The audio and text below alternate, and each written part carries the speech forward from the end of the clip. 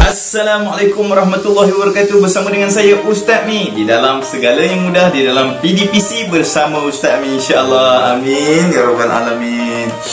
Apa khabar adik? Sehat? Alhamdulillah. Syukur pada Allah Subhanahu wa taala dengan kita mengucapkan alhamdulillah, alhamdulillah, alhamdulillah. Kerana pada kali ini kita dapat hadir lagi dalam majlis ilmu bersama dengan Ustaz Mi. Kita akan belajar dan berkongsi tentang agama kita, iaitu apa dia tajuk kita hari ni? Nak tanya dulu tu. Dah tahu dah kan? Okey, tajuk kita, Ustaz Mi tak nak buang masa. Tajuk kita pada hari ini adik-adik ialah keunggulan tokoh 4 mazhab. Ya, keunggulan tokoh 4 mazhab. Dan pada kali ini tajuk kita adalah berkaitan dengan pembelajaran bagi tingkatan 4 KSSM. Adik-adik yang tingkatan 4 ataupun adik-adik yang bukan tingkatan 4 pun, kalau dah ada dalam majlis ni, nak tahu tentang tokoh 4 mazhab, dan salah satunya adalah mazhab yang diamalkan dalam negara kita, negara Malaysia, iaitu mazhab Syafi'i. Okey, adik-adik sebagai nak memberkati ataupun nak jadi berkat kita punya majlis ilmu ni, kita beradab dengan kita bawa buku teks kita, iaitu buku teks tingkatan 4 KSSM. Dan adik-adik boleh rujuk dalam buku tersebut pada muka surat 179 hingga 185. Adik-adik ada buku teks kan? Ada, bagus. Jadi adik-adik buka, adik-adik terus pada muka surat 179. Okey adik-adik, dah sedia nak belajar? Cantik, itu yang Ustaz Mi nak sangat-sangat. Semangat untuk belajar. Okey, untuk memberkahi lagi majlis kita pada hari ini, kita mulakan dengan bacaan doa dulu. Adik-adik ya? Boleh? Okey, bismillahirrahmanirrahim. Alhamdulillahi rabbil alamin, wassalatu wassalamu ala sayyidil mursalin wa ala alihi wa sahbihi ajma'in. Ya Allah, berkatilah pertemuan kami hari ini ya Allah. Jadikan apa yang kami pelajari hari ini ya Allah dapat kami fahami ya Allah. Maka kurniakanlah kebijaksanaan kepada kami ya Allah. Berikan kefahaman yang jelas kepada kami ya Allah. Berikan kekuatan ingatan kepada kami ya Allah. Dan jadikanlah kami dapat mengamalkan apa yang kami pelajari pada hari ini ya Allah. Makbulkanlah doa kami ya Allah. Rabbana atina fid dunya hasanah wa fil akhirati hasanah wa qina adzaban nar. Wa sallallahu ala sayyidina Muhammad wa ala alihi wa sahbihi ajma'in. Walhamdulillahi rabbil alamin. Alhamdulillah. Syukur pada Allah, kita dah berdoa, kita dah ada buku teks. Jadi jom kita belajar. Okey adik-adik, mula-mula sekali kita akan tengok ialah objektif pembelajaran kita, yakni pada kali ini apa yang kita nak belajar. Yang pertama sekali ialah menyatakan riwayat hidup tokoh secara ringkas. Kita akan tengok riwayat hidup tokoh 4 mazhab ni secara ringkas. Yang kedua, menerangkan sumbangan tokoh tersebut. Yang ketiga, merumuskan iktibar daripada keunggulan tokoh dan menghubung kaitkan dalam kehidupan. Dan yang keempat, berjihad menguasai ilmu secara beradab dan istiqamah. Boleh adik? Cantik. Okey, ini objektif pelajaran. Kita dah berdoa tadi. InsyaAllah mudah-mudahan pertemuan kita dapat diberkahi oleh Allah dan kita dapat belajar sesuatu pada hari ini untuk kita amalkan. Okey, ini dia. Ini adalah riwayat hidup 4 mazhab, iaitu bermula dengan Imam Abu Hanifah, Imam Malik, Imam Syafi'i dan Imam Ahmad bin Hanbal. Jadi Ustaz Mi letakkan terus 4 imam ni sekaligus dalam satu, orang panggil apa, satu jadual yang memudahkan adik-adik untuk melihat. Dan kita mengulang kaji, mudah kita nak ulang kaji, kita tengok sekali, kemudian kita dapat banding-bandingkan di antara info-info ataupun maklumat di antara 4 tokoh mazhab ini. Okey, 4 tokoh bagi 4 mazhab ini. Okey, jadi Ustaz Mi tak nak buang masa. Jadi kita tengok yang pertama sekali di hujung sana. Imam yang pertama iaitu Imam Abu Hanifah. Okey, Imam Abu Hanifah, nama penuh beliau ialah An-Nu'man bin Thabit Al-Kufi. Tarikh lahir dia 80 Hijrah dan dia dilahirkan di Kufah. Untuk pengetahuan adik-adik, Imam Abu Hanifah merupakan generasi yang kedua selepas Nabi Muhammad SAW wafat, iaitu dikenali sebagai generasi tabi'in. Okey, yang kedua tarikh wafat dia. Tarikh wafat dia ialah 150 Hijrah, dan kunyah kunyah yang diberikan kepada Imam Abu Hanifah ini ialah Abu Hanifah. Okey, itu kunyah dia.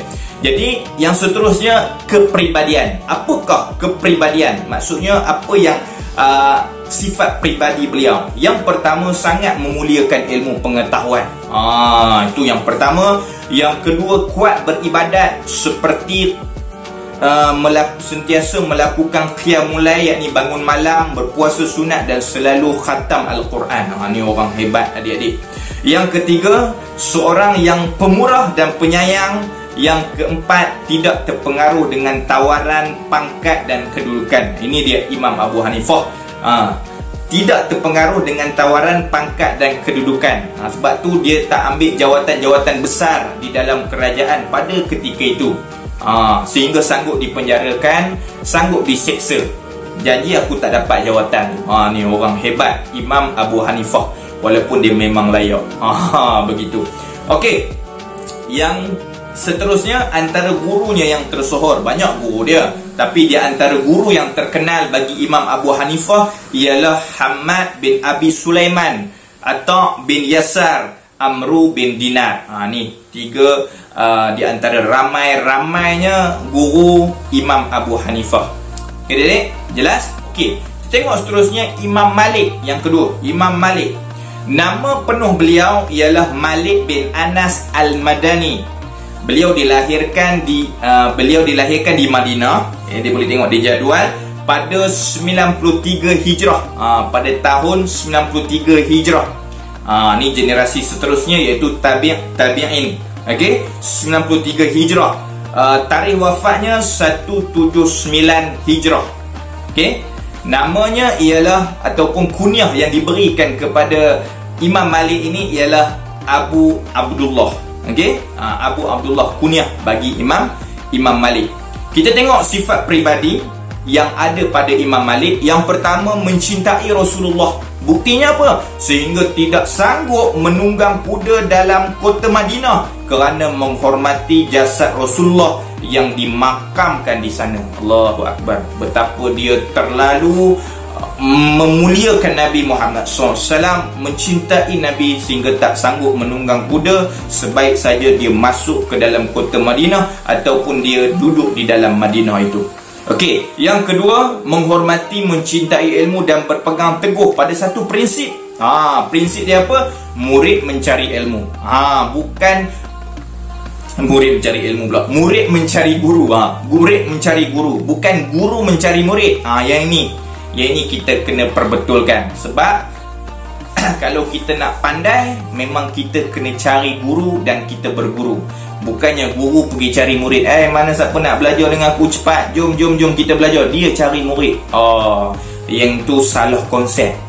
Konsep bagi Imam Malik, cara kita nak jadi orang yang pandai, iaitu menghormati, mencintai ilmu, ialah orang yang selalu mencari guru.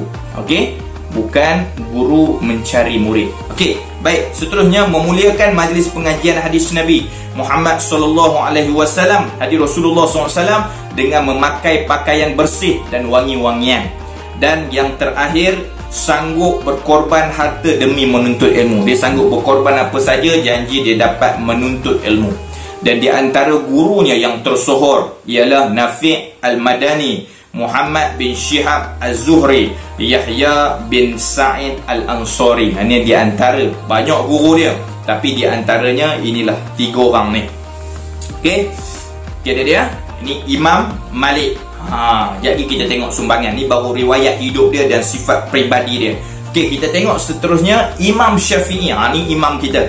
Mazhab di negara kita, negara Malaysia, mengamalkan aliran mazhab Imam Syafi'i. Okey, nama sebenar beliau ialah Muhammad bin Idris Asy-Syafi'i. Okey, dia dilahirkan pada tahun 150 Hijrah di Gaza, di Palestin dia dilahirkan. Dan dia wafat pada tahun 204 Hijrah. 204 Hijrah. Kunyah Imam Syafi'i ialah Abu Abdullah. Okey, sama dengan Imam Malik, kunyahnya Abu Abdullah. Okey, kita tengok sifat peribadi dia. Kita tengok sifat peribadi Imam Syafi'i. Yang pertama, sanggup tinggal bersama-sama dengan kaum Arab Badui demi menguasai bahasa, kesusastraan Arab dan kebudayaan Arab. Ni betapa dia nak membelajar tentang Arab ni sampai macam tu, sanggup tinggal dengan orang Arab Badui. Arab Badui ni macam orang asli kat negara kita lah. Nak senang faham kan? Okey, seterusnya, sanggup bermusafir jauh demi kecintaan terhadap ilmu. Ni orang dia. Dan yang ketiga, berani menegakkan kebenaran ketika difitnah oleh puak Syiah dan ketika berdepan dengan Khulafa Ar-Rasyidin. Ni orang berani menegakkan kebenaran walaupun dia difitnah oleh orang Syiah dan ketika berdepan dengan Khulafa Ar-Rasyidin. Okey, seterusnya, sangat pemurah kepada fakir miskin walaupun hidupnya sederhana. Dan yang terakhir, tinggi sifat warak dan kuat beribadat. Inilah sifat peribadi Imam Syafi'i rahimahullah. Okey, antara gurunya yang tersohor, kita tengok gurunya yang tersohor kat bawah tu, adik-adik boleh tengok Imam Malik bin Anas. Yang tadi, yang kita baru sebut sebentar tadi, tu guru dia, Imam Malik bin Anas. Sufyan bin Unainah dan juga Muslim Khalid Az-Zanji. Ni dia.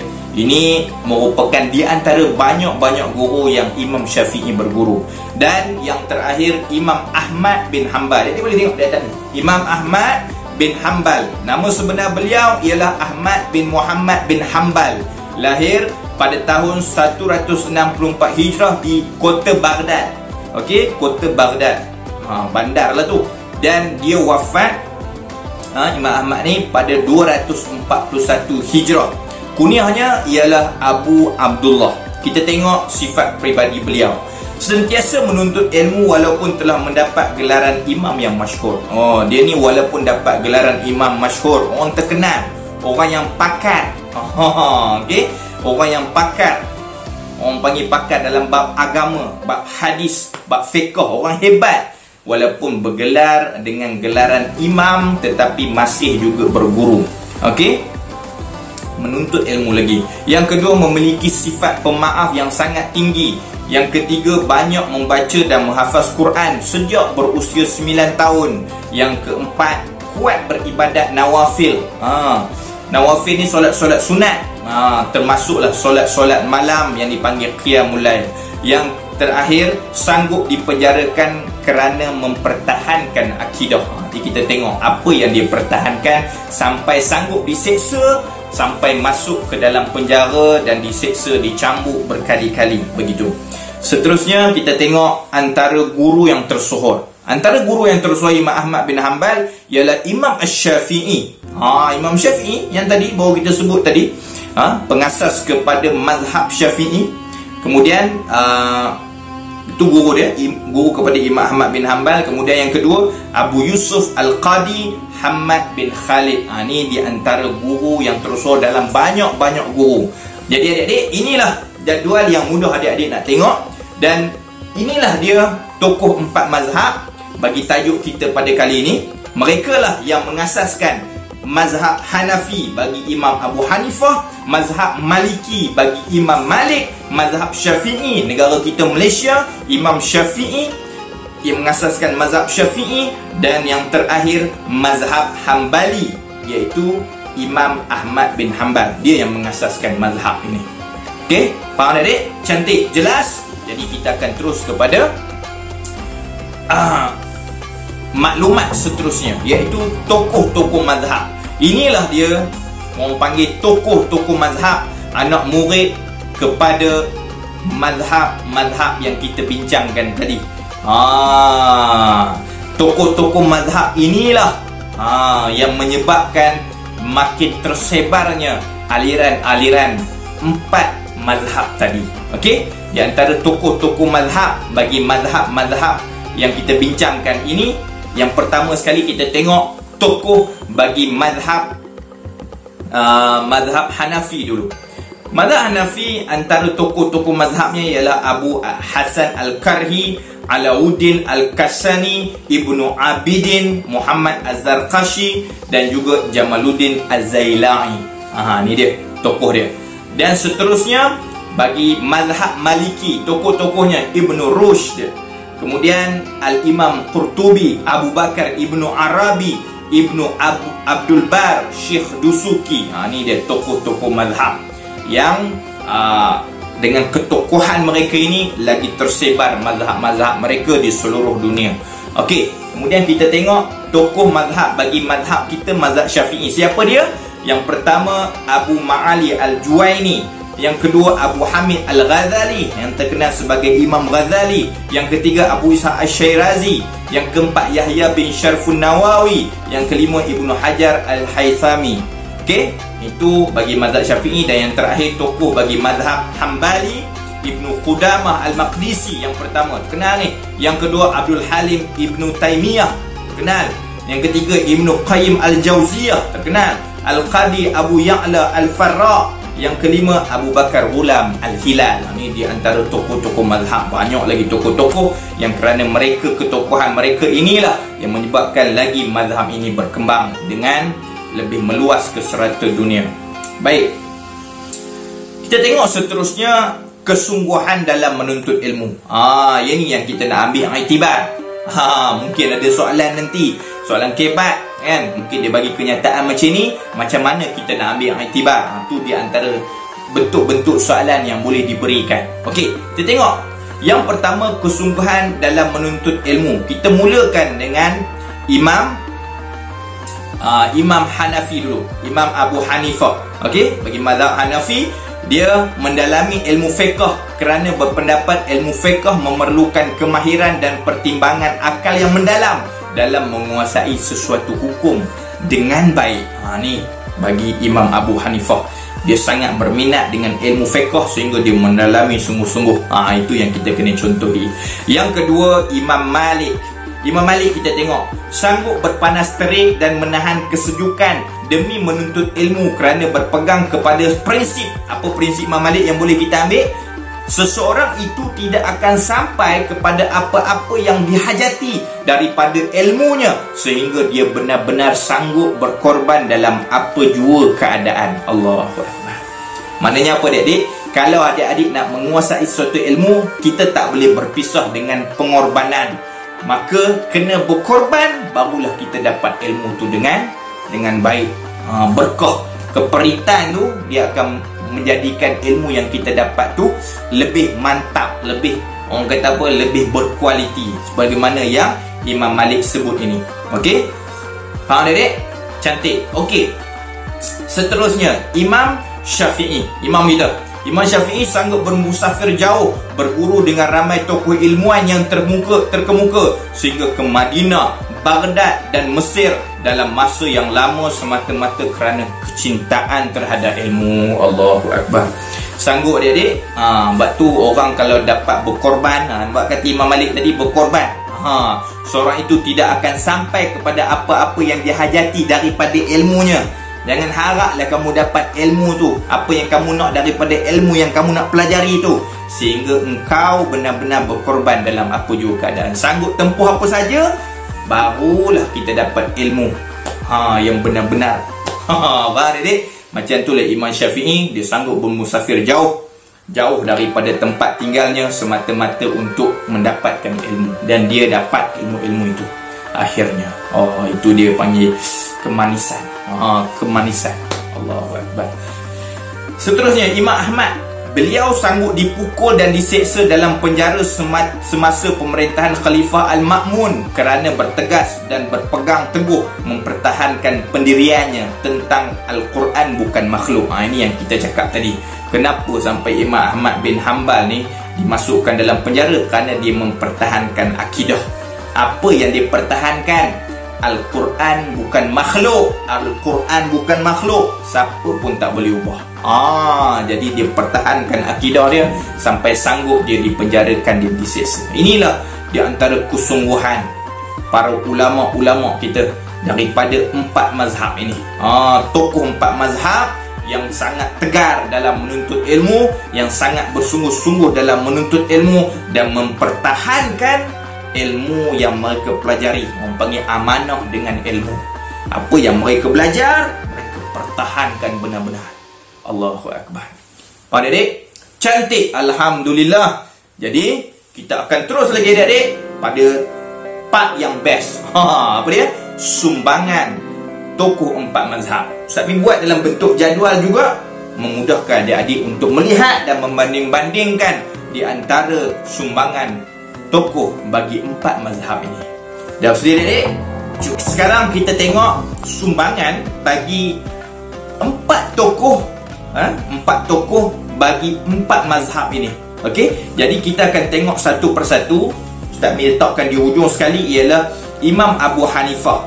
Imam Abu Hanifah dia mengarang kitab. Okey, mengarang kitab, hasil karyanya ialah Al-Faraid, iaitu permasalahan tentang faraid, tentang harta pusaka. Kemudian yang kedua Al-Fiqh Al-Akbar, berkaitan dengan akidah. Kemudian Al-Alimul wal Muta'alim, berkaitan akidah dan juga tentang pendidikan. Okey, jadi ini di antara banyak-banyak kitab yang dia buat, ini di antaranya yang kita boleh hafal. Seterusnya mengasaskan mazhab. Dia mengasaskan mazhab apa? Okey, kita tengok mengasaskan mazhab Abu Hanifah, dia mengasaskan mazhab Hanafi. Dan untuk mengetahui adik-adik semua, yang dimaksudkan dengan mengasaskan mazhab berdasarkan ini ialah penentuan hukum daripada metod. Metod apa? Metod yang mereka gunakan seperti mana ini. Jadi setiap mazhab dia ada metod, dia ada cara dia nak meletakkan ataupun nak menghasilkan sesuatu hukum. Jadi dia akan gunakan kaedah ni. Okey, yang pertama dia gunakan fatwa para sahabat. Fatwa para sahabat ataupun disebut aqwal as-sahabah. Yang kedua qiyas. Qiyas ni ialah analogi. Mudah nak faham analogi. Contohlah, contoh mudah. Okey, cerita tentang boleh tak kalau saya nak pukul mak dan ayah saya? Boleh tak saya nak tengking mak ayah saya? Saya nak cakap kasar dengan mak ayah saya, boleh tak? Sebab dalam Quran tak ada pun sebut boleh, tak boleh tengking mak ayah. Dalam Quran tak ada pun sebut tak boleh pukul mak ayah. Jadi dia gunakan analogi ataupun dipanggil qiyas. Qiyas daripada apa? Daripada ayat Quran, fala taqul lahuma uffin. Janganlah kamu berkata kepada kedua ibu bapa kamu. Daripada situlah dipanggil illah, analogi. Ambil daripada situ. Kalaulah dengan mak ayah kita tak boleh cakap cakap macam tu pun dah haram, kan?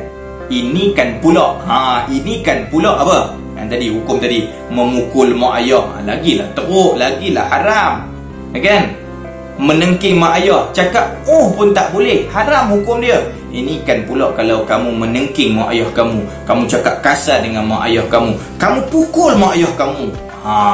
Faham tak adik-adik? Itu dipanggil qiyas, salah satu contoh. Okey, yang kedua istihsan. Istihsan yakni mengutamakan qiyas yang tersembunyi berbanding qiyas yang jelas. Itu istihsan. Kalau adik-adik tak faham nak cerita bab usul fiqh ni, panjang sikit adik-adik. Jadi adik-adik nak faham, adik-adik tanya ustazah yang mengajar adik-adik, ya. Okey, kena buat contoh dan sebagainya. Okey, yang kedua yang seterusnya ijma', iaitu kesepakatan para ulama dalam menentukan hukum. Uruf ni ialah kebiasaan masyarakat ataupun adat kebiasaan setempat. Okey, inilah metod yang digunakan oleh aliran mazhab aliran mazhab Hanafi dalam menghasilkan hukum. Ini dia. Okey, kemudian kita tengok seterusnya murid-muridnya yang terkenal. Inilah murid-murid yang berperanan besar dalam menyebarkan mazhab Hanafi ini. Okey, apa dia? Siapa anak murid tu? Yang pertama Abu Yusuf, yang kedua Muhammad bin Al-Hasan Al-Shaybani, yang ketiga Zufar bin Al-Huzail. Ini di antara muridnya yang ramai-ramai, di antara murid yang terkenal. Inilah 3 orang yang akhirnya menyebabkan mazhab Hanafi, aliran mazhab Hanafi tersebar luas ke seluruh Asia Tenggara dan Eropah. Kira dia cantik, alhamdulillah. Seterusnya kita tengok Imam Malik. Imam Malik. Dia menghasilkan apa? Oleh kerana Imam Malik ni dia pakar hadis, okey, dia telah menghasilkan kitab Al-Muwatta. Allahu Akbar. Kitab Al-Muwatta yang bermaksud yang disepakati. Ini kitab hadis yang perawinya daripada kalangan sahabat Nabi Muhammad sallallahu alaihi wasallam. Okey, itu kitab yang terkenal bagi Imam Malik. Okey, kemudian kita tengok Imam Malik ni mengasaskan mazhab berdasarkan apa? Metod dia tadi tu, metod penghasilan hukum dia tadi tu. Berdasarkan apa? Yang pertama, amalan penduduk Madinah. Yang kedua, qiyas. Yang ketiga, qiyas yang tadi. Yang ketiga, masalih al-mursalah. Masalih al-mursalah ni ialah penentuan suatu hukum demi kebaikan umat. Itu je Ustaz boleh beritahu. Okey, nak tahu lagi adik-adik kena tanya Ustaz, Ustazah adik-adik. Sebab nak kena bagi faham ni panjang lagi cerita dia, kena buka tajuk lain. Okey, seterusnya murid-murid yang terkenal yang bertanggungjawab untuk menyebar luaskan lagi mazhab Maliki ni. Di antaranya ialah ni murid-murid yang terkenal, Imam Asy-Syafi'i. Namun Imam Syafi'i ni anak murid dia, tapi last kali Imam Syafi'i dia buat aliran mazhab Syafi'i, mazhab dia sendiri. Okey, kedua Abdullah bin Abdul Hakim, yang ketiga Abdul Rahman bin Qasim. Ni di antara banyak-banyaknya anak murid Imam Malik, dan daripada anak murid inilah tersebarnya mazhab Maliki di negeri Mesir, Andalus, Tunisia, Afrika. Mata Mesir, M Mesir, A Andalus, T Tunisia, A Afrika. Ini dia Imam Malik. Okey, seterusnya kita tengok mazhab kita, mazhab Syafi'i, yang diasaskan oleh Imam Syafi'i. Okey, antara hasil karya, okey, yang pertama sekali Ar-Risalah. Ini kitab usul fiqh, Risalah. Kemudian Al-Um. Kita ada Al-Um, iaitu menghimpunkan pendapat baru di Mesir, dipanggil Qaul Jadid, itu Al-Um. Kemudian Al-Musnad. Al-Musnad ni ialah kitab hadis, dalam bidang hadis. Okey, itu Imam Syafi'i. Kemudian kita tengok metod penghasilan hukum bagi mazhab Syafi'i ialah yang pertama ijma', kesepakatan para ulama. Yang kedua qiyas, yang tadi tu analogi. Yang ketiga istidlal. Istidlal ni ialah mencari alasan menggunakan nas syariat tanpa menggunakan pendapat akal fikiran manusia. Okey, itu dipanggil istidlal. Adik-adik nak faham lagi, adik-adik boleh tanya kat ustazah ataupun ustaz yang mengajar adik-adik. Okey, seterusnya kita tengok murid yang terkenal bagi mazhab Syafi'i, Ahmad bin Hanbal. Dan dia juga, Ahmad bin Hanbal ni dia tokoh bagi mazhab Hanbali. Dia orang kata apa, dia buat pula aliran mazhab dia sendiri, iaitu mazhab Hanbali. Itu Ahmad bin Hanbal. Yang kedua Abu Yaqub Yusuf bin Yahya Al-Buaiti, Abu Ibrahim Ismail bin Yahya Al-Muzani. Ini semua adalah anak murid kepada Imam Syafi'i, dan mereka ini bertanggungjawab dalam sekali kerana penyebab kepada tersebar luasnya mazhab Syafi'i ini ke Mesir, Iraq, Parsi, Syria, Malaysia. Tempat kita ni. Tu yang kata mazhab kita ni, mazhab Syafi'i. Jangan tak tahu adik-adik, mazhab kita mazhab apa? Yes, mazhab Syafi'i. Kemudian China, Indonesia, Brunei, Pakistan dan India. Ni tersebarnya mazhab Syafi'i. Okey, seterusnya kita tengok bagi tokoh yang keempat, Imam Ahmad, mazhab Hanbali. Okey, mazhab Hanbali dia antara hasil karyanya ialah kitab Al-Illah, At-Tarikh, Al-Musnad, kitab hadis. Kemudian mengasaskan mazhab berdasarkan apa? Dia menggunakan metod penghasilan apa dalam menghasilkan suatu hukum. Okey, kita tengok yang pertama fatwa sahabat, yang kedua qiyas, analogi, yang ketiga istishab. Apa pula istishab ni? Istishab ni ialah mengekalkan sesuatu hukum. Mengekalkan sesuatu hukum selagi mana tiada dalil baru yang mengubahnya. Tu dipanggil istishab. Okey, adik-adik nak faham lagi, adik-adik boleh tanya ustaz ataupun ustazah yang mengajar adik-adik. Nak bagi faham kan, mungkin tak faham, tak bawa contoh dan sebagainya. Kalau ustaz ni cerita ni panjang pula nanti adik-adik. Kita hanya fokus pada apa yang kita nak belajar, iaitu berkaitan dengan 4 tokoh mazhab kita ni. Bab bidang ni yang tadi tu qiyas, ijma', istidlal, semua tu usul fiqh. Okey. Sekarang kita tengok murid yang terkenal bagi mazhab Hambali yang diasaskan oleh Imam Ahmad. Siapa dia? Imam Hasan bin Musa, Imam Hanbal bin Ishaq, Al-Walid bin Muslim. Ini semua adalah murid terkenal bagi mazhab Hambali, dan mereka ini akhirnya bertanggungjawab menyebabkan tersebar luasnya mazhab Hambali ke Baghdad, Mesir dan Najd. Okey? Faham adik-adik? Kalau adik-adik tak faham, adik boleh tanya ustaz-ustazah adik-adik. Dan untuk menguatkan fikiran otak adik-adik, adik-adik boleh tengok di jadual ni berulang-ulang kali agar mudah adik-adik nak dapat ingat. Okey adik-adik? Cantik, alhamdulillah. Okey, selesai bagi sumbangan 4 tokoh bagi 4 mazhab ni. Dan ini yang terakhir adik-adik, nak habis dah. Okey. Yang terakhir, iktibar daripada keunggulan tokoh. Yang pertama adik-adik, kita hendaklah mencontohi kegigihan dan kesabaran imam mazhab dalam menuntut ilmu sebagai bukti kecintaan terhadap ilmu. Yang tadi lah kan, Imam Maliki, Imam Hanafi, Imam Maliki, Imam Syafi'i, Imam Ahmad bin Hanbal, Imam Hambali. Ini semua melalui pahit getir dalam menuntut ilmu. Kegigihan mereka kita dah cerita dah tadi adik-adik. Okey, yang kedua, kita hendaklah menghormati perbezaan pendapat antara mazhab supaya masyarakat hidup harmoni. 4 mazhab ni 4 mazhab yang disepakati adik-adik. Jadi kita kena berlapang dada jika ada percanggahan dengan mazhab lain dengan mazhab kita. Kita mazhab Syafi'i, tiba-tiba mazhab Maliki kan lain daripada kita. Kita kena hormati apa yang dipegang oleh mazhab Maliki, sebagaimana mazhab Maliki orang kata apa? Berlapang dada dengan pegangan kita. Jangan risau adik-adik. 4 mazhab ni adalah 4 mazhab yang disepakati. Jangan risau. Okey? Yang ketiga, hendaklah mengamalkan ilmu yang dipelajari supaya hidup diberkati Allah Subhanahu wa taala. Ilmu yang kita belajar kita kena amal. Okey, yang keempat, kita hendaklah menyebarkan ilmu dan kepakaran yang dimiliki agar dapat memberi manfaat kepada manusia sejagat. Faham adik? Manusia sejagat. Kita kena sebar luaskan ilmu kita ni. Sebab bila kita sebar ilmu kita, macam Ustaz Mi, macam adik-adik, bila adik-adik dapat ilmu, adik-adik ajar pula kawan-kawan. Macam Ustaz Mi buat video, adik-adik pula share dengan kawan-kawan. Ini semua akan memberi manfaat kepada manusia sejagat, dan kita akan dapat pahala yang dipanggil pahala yang mengalir. Jangan risau.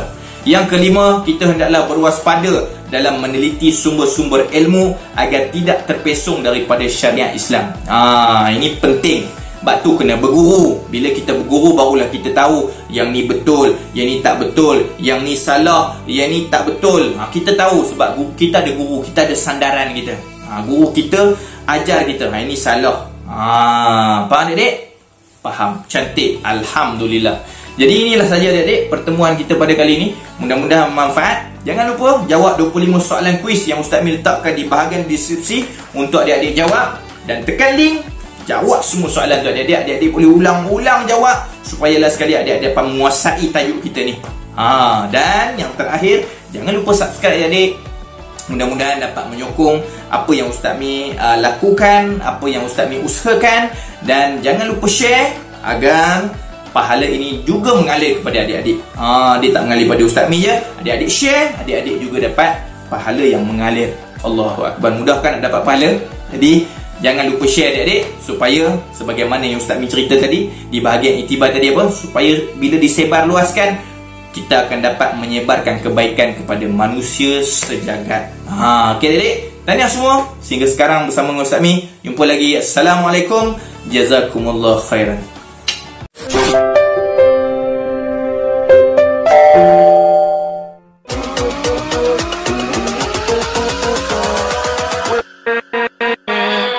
With